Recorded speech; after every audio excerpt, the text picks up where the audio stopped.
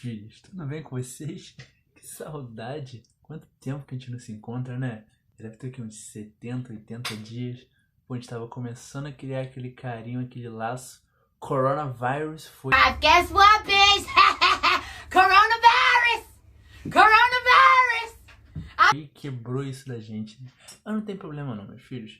Fica tranquilo, logo mais a gente tá de volta pra ficar juntinho e pegar uma parte do ano aí de aulinha presencial. Toda semana a gente se encontrando lá no start, fazendo uma bagunça, comendo um café. Café vai chegar, hein? Torta de paçoca vai sair. E qual que é a parada, gente? O que que acontece? Já passaram um trimestre aí no start. Já tem já uma ideia de como que é mais ou menos que funciona, como que é o ritmo e tudo mais. Então o que que acontece? Estamos iniciando hoje o nosso segundo trimestre. Fechamos as matérias do primeiro, vamos começar novas matérias hoje. Vamos falar de algumas outras coisas que eu tenho certeza que vocês vão gostar também, tá bom? Meus filhos, qual que é a parada? Vou contar uma história pra vocês. Adoro contar história. Sempre, tem que contar uma história toda aula, não é possível. E qual que é a parada? Quando eu comecei a viajar, eu lembro que eu simplesmente fui na rodoviária e comprei uma passagem para um lugar ali pertinho, ali, logo depois de Niterói, sabe? Se chama Santiago, ali no Chile. Não sei se vocês conhecem. Só 4.000 quilômetros daqui, foram só 3 dias e meio para chegar lá. Coisa boba, mas recomendo, foi uma experiência incrível. E qual que foi a parada? Eu não sei vocês, mas quando eu ando de ônibus, eu adoro ir olhando pela janela do ônibus. Eu adoro ir vendo o que está acontecendo ao meu redor, por onde eu estou passando, o que que tem onde eu estou passando. E eu reparei umas paradas muito diferentes, muito loucas, né? Que eu saía do Rio de Janeiro e eu olhava, e pô, Rio de Janeiro cheio de árvore grandona, folha verde, bonitão, clima quente. Pô, eu ia descendo no Brasil, descendo no Brasil, cheguei, sei lá, em Porto Alegre, pô, já era bem mais frio, já quase não tinha árvore, era mó campão, as árvores bem baixinhas, gramadão. Depois eu ia passando para dentro da Argentina e a vegetação só ia diminuindo, ia ficando mais frio. E eu parei a pensar, falei, caraca, que doideira. Então, pô, nem todo lugar é igual ao Rio de Janeiro, né? A vegetação de cada lugar é de um jeito. E eu achei isso interessantíssimo. E é exatamente isso que a gente vai estudar hoje. É a aulinha que a gente chama de biogeografia.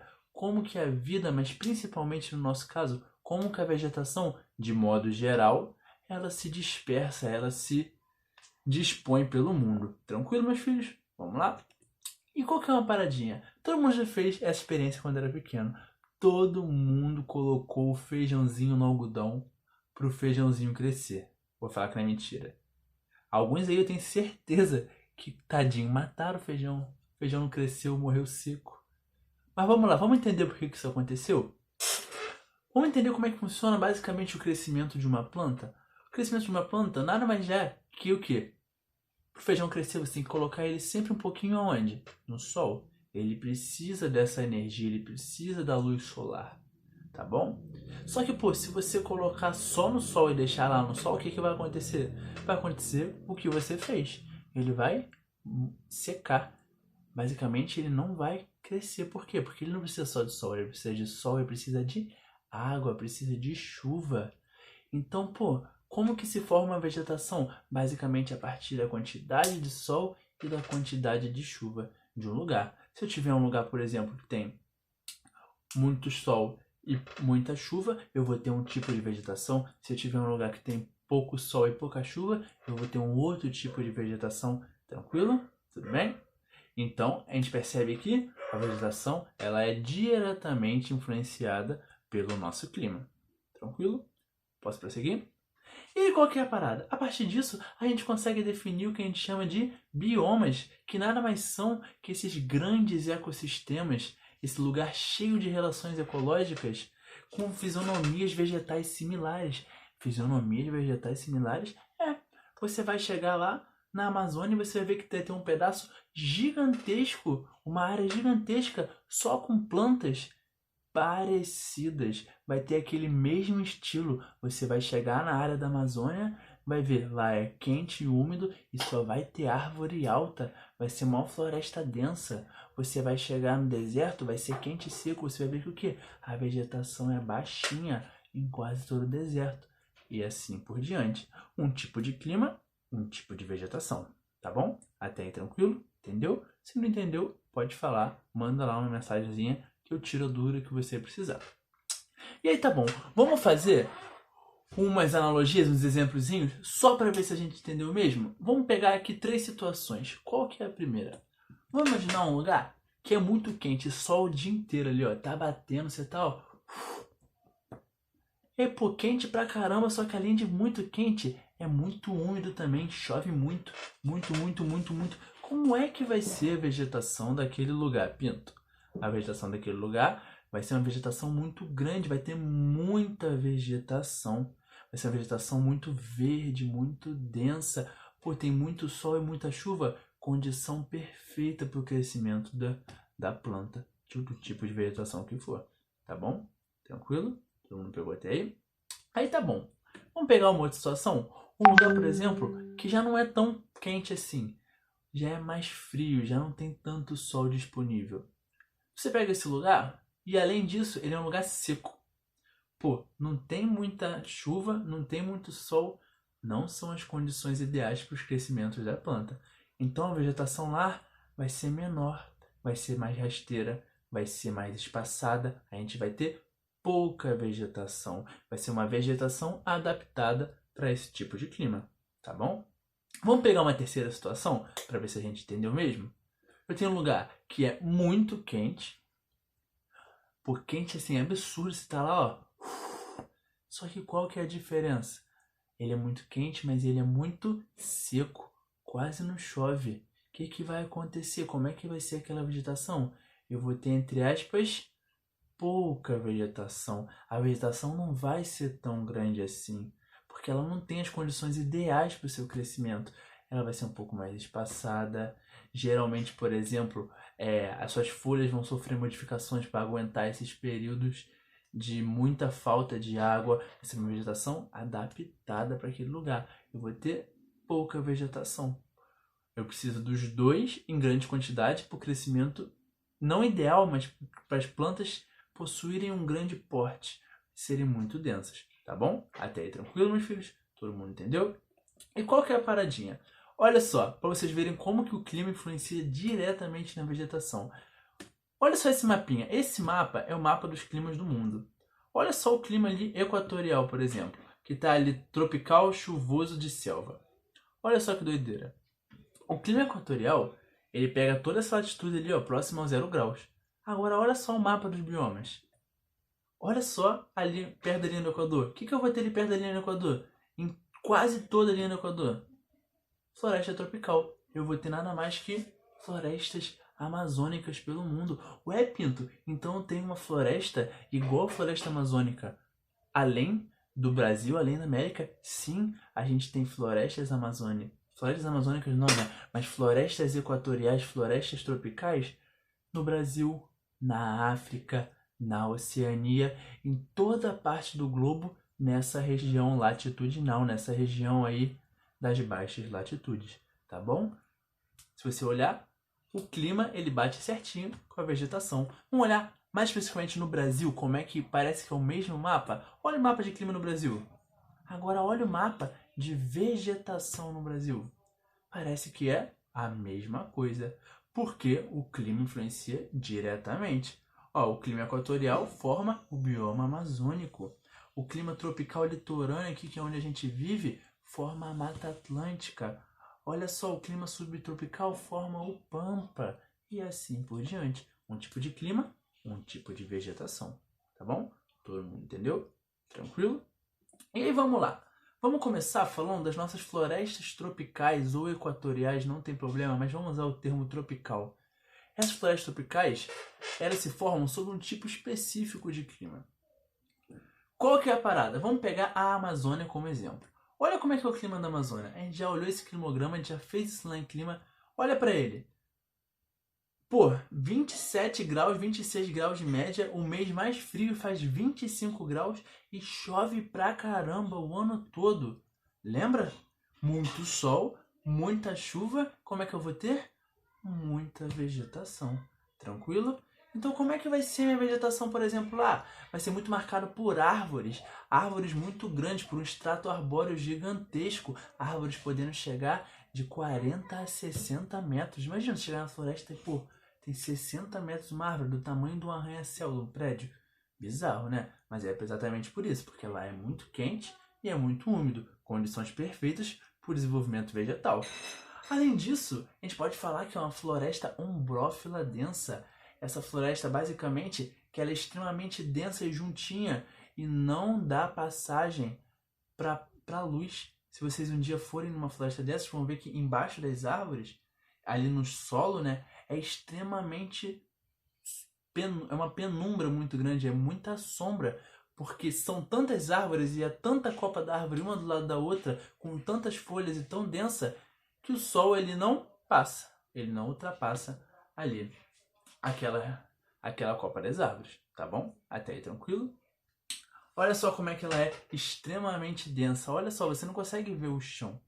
Rolaram vários acidentes já em regiões equatoriais. E qual que é o problema de acidentes em regiões equatoriais? Como é que você sabe aonde que está a pessoa?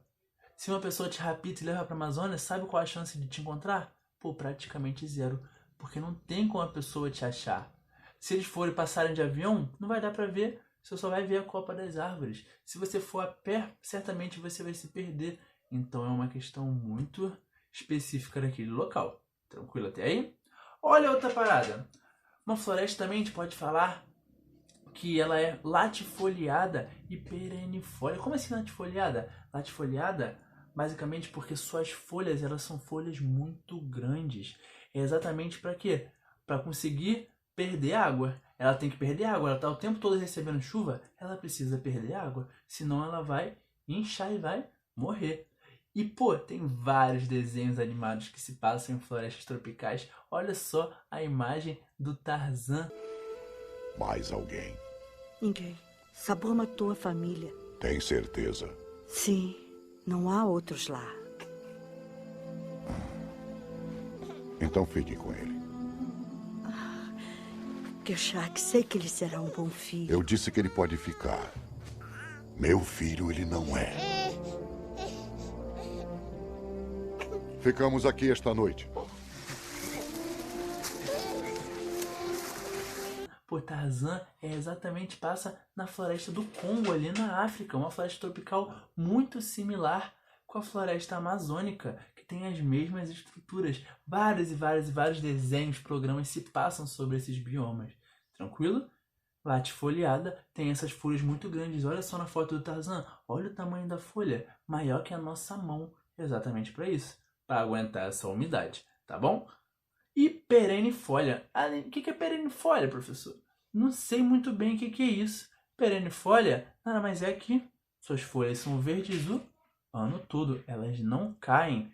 Lá chove o ano todo, as folhas vão ser verdes o ano todo, tá bom? Além disso, olha só, a gente pode falar que é uma vegetação higrófita. Higro, água. Fito, vegetação, ou seja, uma vegetação adaptada a esses climas muito úmidos. Tranquilo até aí? Uma outra paradinha é que lá tem uma altíssima diversidade, altíssima, assim, absurdamente grande. Tem várias estatísticas que comprovam que a gente não conhece uma parte gigantesca das espécies que existem na Amazônia. São desconhecidas. Imagina você chegar lá na Amazônia e encontrar essa espécie de animal aqui. Pô, eu ia ficar boladão, mano, eu ia ficar nervoso.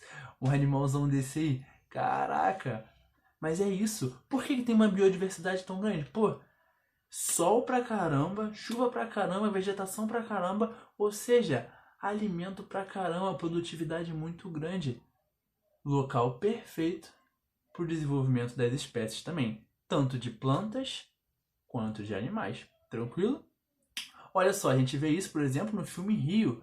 Rio 2, exatamente, principalmente o Rio 2, ele se passa na floresta amazônica. E você vai ver lá a quantidade de animais que existem naquele lugar e plantas. Vejam depois, pô, parem para ver esses filmes depois e olhem agora com esse olhar da vegetação. Pô, repara que ele passa num local que sempre vai chover. Repara que por causa disso, além de ser muito quente, a vegetação vai ser muito densa, vai ser muito verde, vai ser muito grande, cheia de árvores, tá bom? Além disso, Outra paradinha que é muito louca é que o solo é muito pobre. O solo da Amazônia é muito pobre, é muito profundo, lá chove muito. A gente não precisa entrar nesse detalhe agora, a gente vai falar disso melhor numa matéria mais lá pra frente. Mas é exatamente isso, acontece por causa de um fenômenozinho que a gente chama de lixiviação. Chove muito, quando essa água bate no solo, ó, ela vai levando os nutrientes todos, tá bom? Ué, professor, mas o solo é pobre e tem vegetação pra caramba? É, por causa de uma outra questãozinha lá, em relação à ciclagem de nutrientes, mas que a gente não vai entrar agora, tá bom? Tranquilo? Então é isso. Além disso, qual que é a paradinha? Vamos ver agora especificamente sobre a Amazônia. O que acontece hoje muito no bioma amazônico? Pô, a Amazônia está passando por uma parada bizarra há alguns anos já, mas está se intensificando muito, que é o desmatamento. A gente já falou disso aulas atrás, a gente já explicou coisas que podem acontecer por causa desse desmatamento. Afeta a biodiversidade local, afeta as cadeias ecológicas, afeta o clima de São Paulo, por exemplo, que é um lugar que está distante da Amazônia, mas a gente viu como é que a Amazônia transporta a água para o Brasil todo, tranquilo? Basicamente, a desmatamento da Amazônia está crescendo de uma forma absurda, muito absurda, tá bom? E uma outra paradinha é a biopirataria. Não sei se vocês já ouviram falar isso. O filme Rio, ele também trata isso, que é basicamente pessoas e grupos vão lá na floresta e roubam, literalmente roubam espécies de plantas, espécies de animais e depois convertem isso em conhecimento científico, em patentiam e utilizam aquelas propriedades para fazer remédios, para essas coisas, mas tudo sem permissão. Ué, Pinto, mas isso acontece assim, de qualquer jeito? Infelizmente é muito difícil você fiscalizar e controlar isso, porque é uma floresta gigantesca, é uma floresta extremamente densa, é uma floresta que você não tem como ter muito acesso para você fiscalizar. Grupos estão o tempo todo entrando e roubando nossa biodiversidade e ganhando dinheiro em cima disso de forma ilegal. Isso é um problema gigantesco. Demorou.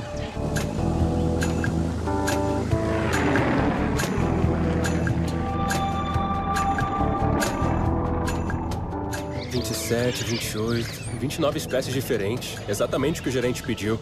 Eu só não entendi por que tantos repetidos. Se não fosse isso, caberiam até mais espécies nas gaiolas. A viagem é longa e aqui é só o começo. Por enquanto, as aves estão com tratamento VIP. Quando entregarmos para o gerente, ele vai acomodar os pássaros em fundos falsos de malas e outros lugares bem apertados. A maioria não sobrevive. Sério, em malas? Mas e o barulho?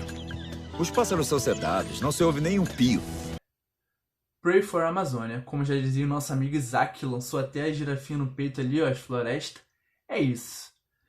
Um outro bioma brasileiro que a gente tem é a nossa querida Mata Atlântica, que é exatamente onde a gente está agora. Ué, a gente está sobre algum tipo de bioma?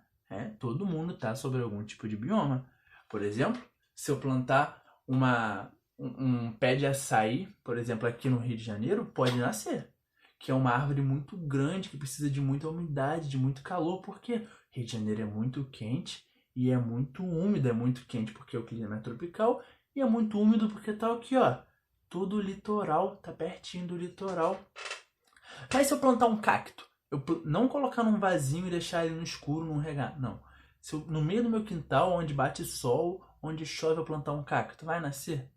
Não vai, porque não é o bioma. Essa vegetação não está adaptada para o tipo climático do Rio, tá bom?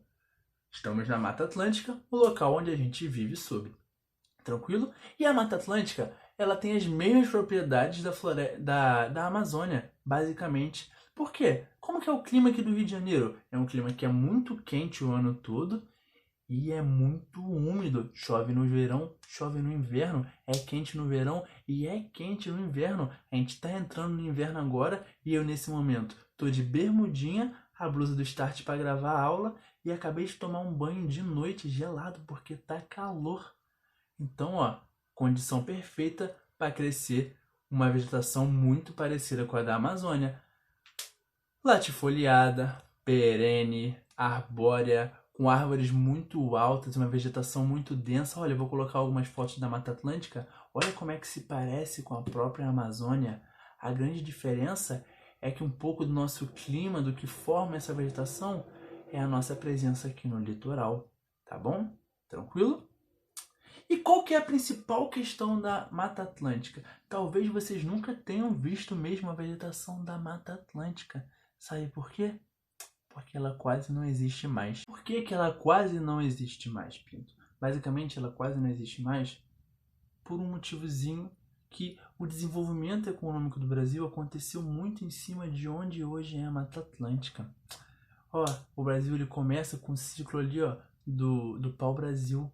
Exatamente aonde? Na Mata Atlântica. Economia da cana-de-açúcar, aonde? Na Mata Atlântica, ali no litoral do Nordeste. Economia do café, na Mata Atlântica, aqui do Rio de Janeiro. Além disso, outras paradas. Urbanização, aonde estão as principais cidades do Brasil? Em todo o litoral brasileiro, que é o quê? Mata Atlântica. Então, pô, pega os principais ciclos econômicos somados ao desenvolvimento das cidades, teve que tirar essa floresta daí.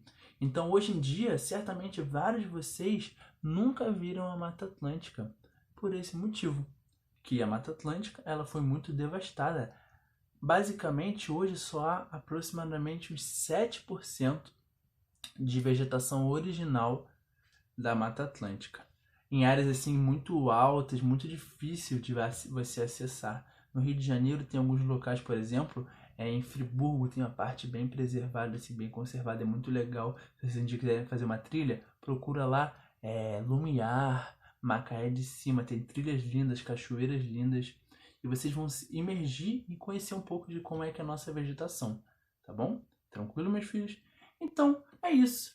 Essa primeira aulinha foi isso. Basicamente uma introdução, apresentar uns conceitozinhos, essa relação de clima e vegetação, e a gente começar falando desse tipo florestal, desse tipo vegetal, que é a floresta tropical, e os biomas do Brasil que estão associados a ela. Tranquilo? Amazônia e Mata Atlântica.